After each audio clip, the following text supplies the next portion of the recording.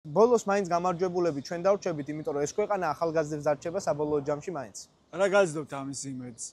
ისტორია, ბუნებრივი კანონზომიერება ეს ბიზინა ივანიშვილს აი რა უნდა მოხდეს უბრალოდ, რამდენი წელი, კიდევ რამდენი წელი უნდა შეძლოს ის, რომ გაჩერდეს ამ ქვეყანაში და ამ ქვეყანაში შეძლოს მართლობა, ხო? ეს შეუძლებელია. მე 20 წლის ვარ ბიზინა, 70 წლისაა. მოდი გავიქცეთ სადმე, თუნდაც რუსთაველის პროსპექტზე და რომელიც გაასწრებს, ის იყოს გამარჯვებული.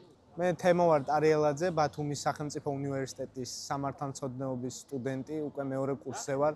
როგორ შეიცვალა შენი ცხოვრება 2024 წლის 28 ნოემბრიდან, როცა ირაკლი კობახიძე უცნაურის პრემიერი გამოვიდა, თქვა პრაქტიკულად, რომ აჩერებს ევროინტეგრაციის პროცესს. ხო, ანუ გადაიდო ევროკავშირთან მოლაპარაკების პროცესი 2028 წლამდეო. მე ბაბუაჩემთან ვიყავი ამ დროს, რომელიც უყურებდა ტელეკომპანია იმედს და როდესაც ეს საგანგებო ბრიფინგი ტარდებოდა, მე უბრალოდ გაოცებული ვიყავი, რასაც უსმენდი, განსხვავებით ბაბუაჩემისგან.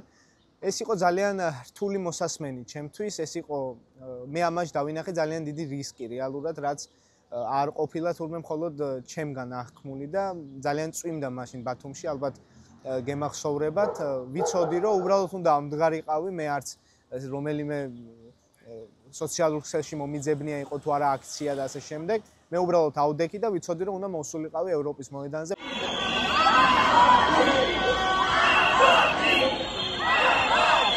მაშინ ევროპის მოედანზე ვიყავით, წავედით მარშით ქალაქში, ვიარეთ, ვილაპარაკეთ, ვესაუბრეთ მოქალაქეებს და აი ამის შემდეგ უკვე იწყება ჩვენი ბრძოლა, ესეთი პერმანენტული ბრძოლა აქ აჭარის მთავრობის სახლისა და საკონსტიტუციო სასამართლოს წინ ტერიტორიაზე.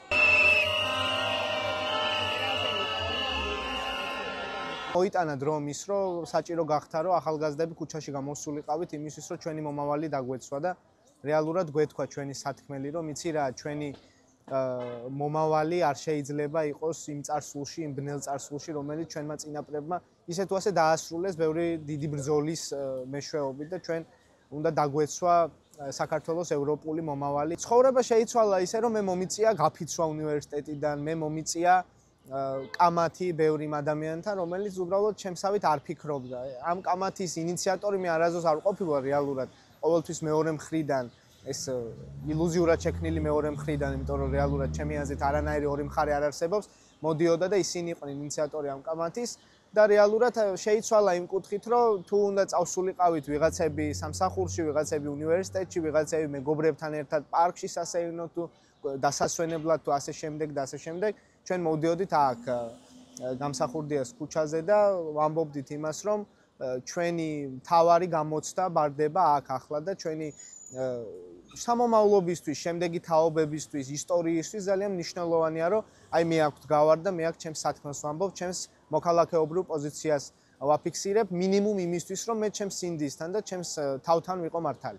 რეალურად ასე არ იყო პროტესტის საწყის მომენტში, ჩვენ გვახსოვს, რომ ახალგაზრდები იყო ძალიან აქტიურები, ახალგაზრდები იყვნენ ძალიან აქტიურები. მე მახსოვს, როდესაც უნივერსიტეტი გაიფიცა მაშინ ფაქტობრივად და ამას არც აკადემიური პერსონალი მალავდა ან არც ადმინისტრაცია უნივერსიტეტისა, ფაქტობრივად სწავლა იყო შეჩერებული, იმიტომ რომ დაახლოებით 80% სტუდენტებისა იყვნენ გაფიცულები. ეს ნიშნავდა ძალიან მარტივ რაღაცას, რომ ამ ადამიანებს ესმოდათ პროტესტის არსი, ამ ადამიანებს ჯეროდათ, რომ პროტესტს ჰქონდა აზრი და პროტესტი იყო აუცილებელი.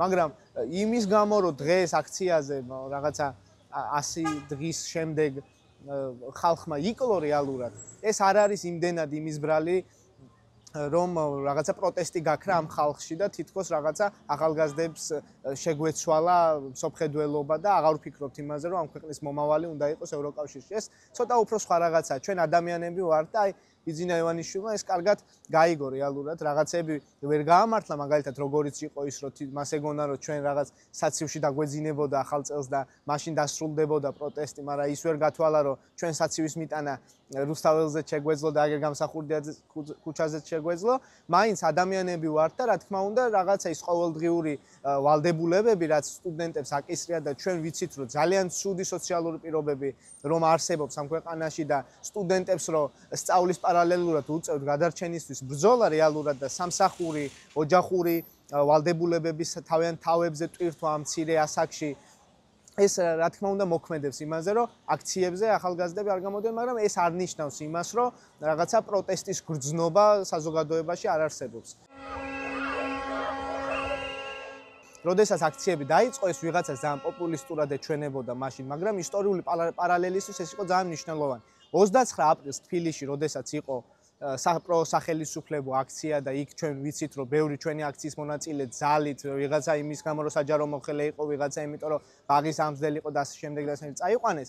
იქ ჩვენ გვესმოდა შეძახილები, რომ ბიძინა და ბიძინას გაუმარჯოს და ბიძინა და აი და ვუი და ჩვენ აქ გავიძახოდით ილიას სახელს, ილიას ძეგლთან ფიცვდებდით. მე მახსოვს ერთ-ერთ აქციაზე მერაბ კოსტავას სახელის სკანდირება დაიწყეს. აი ეს განსხვავება ბათუმის აქციებზე იყო ძალიან ნათელი და ეს განსხვავებაა ზოგადად ჩვენსა და მათ შორის, ვინც ასეთ ჯურღმულში უპირებს ამ ქვეყანას ჩაძირვას, მადლობა ღმერთს უშედეგოდ. ვინ შეიძინეს საინტერესო ახალი ადამიანი, ან გაიცანი ამ საპროტესტო აქციებზე, ან გახდა მეგობარი და პირიქით დაკარგე ასევე საპროტესტო აქციების დროს. სამწუხაროდ მე ბევრი დავკარგე, ამის პერსონალიზებას არ დავიწყებ, მაგრამ მე მინდა მათაც უთხრა, რომ შეიძლება თქვენ თვლით მე დაკარგულად, მაგრამ იცოდეთ, რომ ყოველთვის მე თქვენს გვერდით ვიქნები და თქვენ ერთი წამით არ გაქვთ იმის ფიქრის საშუალება, არ გაქვთ ამის საბაბი, რომ იფიქროთ, რომ მე თქვენს გვერდით არ ვიქნებით ან რომელიმე აქაური აქციის დემონსტრანტი, იმიტომ რომ ფაქტი ისაა, ჩვენ აქ შუღლისთვის,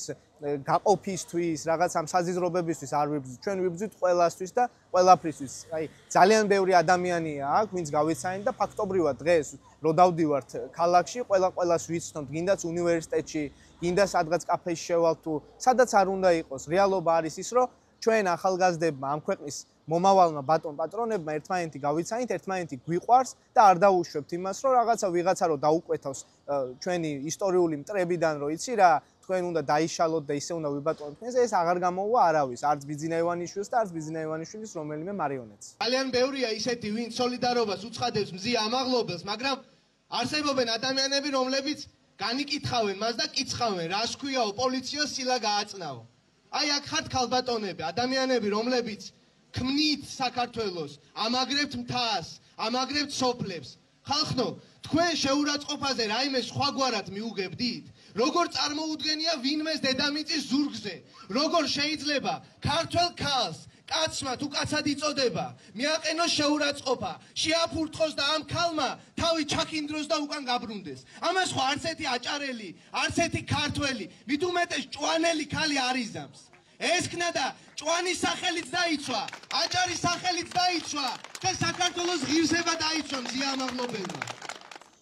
ბრძოლის იმ ეტაპზე ვართ, როდესაც დანებება არ შეიძლება. ბრძოლის იმ ეტაპზე ვართ, როდესაც ჩვენ უბრალოდ უნდა გავიგოთ და გავიაზროთ რა, ეს ქვეყანა გვინდა რომ გქონდეს, თუ უნდა ვაჩუქოთ 70 წლის ბიძინა ივანიშვილს, რომელიც ებრძვის რაღაცა აგონიურ ფიქრებს და რაღაცა დარბის დენდროლოგიურ პარკში და ეხუტება ხეებს. ჩვენ უნდა განსაზღვროთ უბრალოდ, გვინდა ეს ქვეყანა თუ არ გვინდა. თუ არ გვინდა არის სამწუხარო, მაგრამ მაშინ უნდა დავსვდეთ, დავნებდეთ. ან უნდა შევეგუოთ იმას, რომ ემიგრაციაში მოგვიწევს წასვლა, ან ციხეში მოგვიწევს წასვლა, ან მოგვიწევს საკუთარი სინდისის მიმართ განდგომა, იმიტომ რომ დღეს, როდესაც მე ვარ რაღაცა ოპოზიციურად განწყობილი ხელისუფლების მიმართ, იმიტომ კი არა რომ რაღაცა პერსონალურად არ მომწონს ეს, იმიტომ რომ მათი გზა არ მომწონს რეალურად, რასაც გვთავაზობენ ჩვენ.